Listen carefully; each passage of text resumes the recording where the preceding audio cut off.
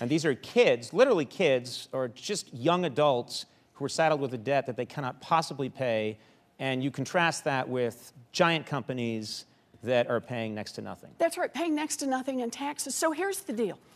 So I introduced a bill to reduce the interest rate on student loans. And yeah. That's pretty...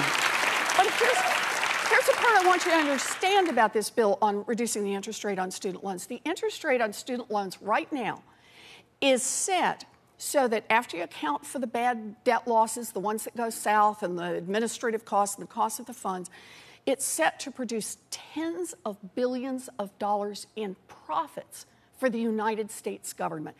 Just the loans from 2007 to 2012, that little slice of loans, on target to produce $66 billion in profits for the United States government. The United States government should not be making profits off the backs of kids who are trying to get an education.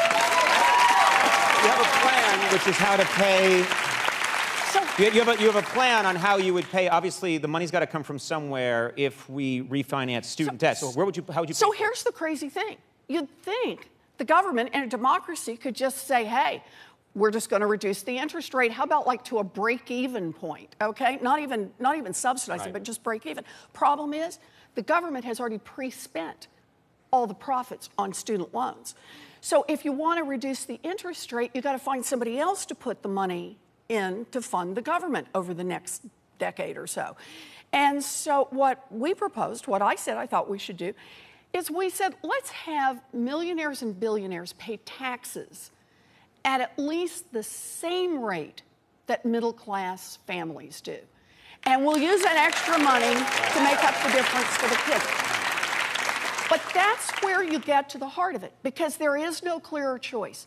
As a government, we can decide we're either going to spend the same lump of money either to keep tax loopholes open for billionaires or to reduce the interest rate on student loans. And you want to guess who's winning right now?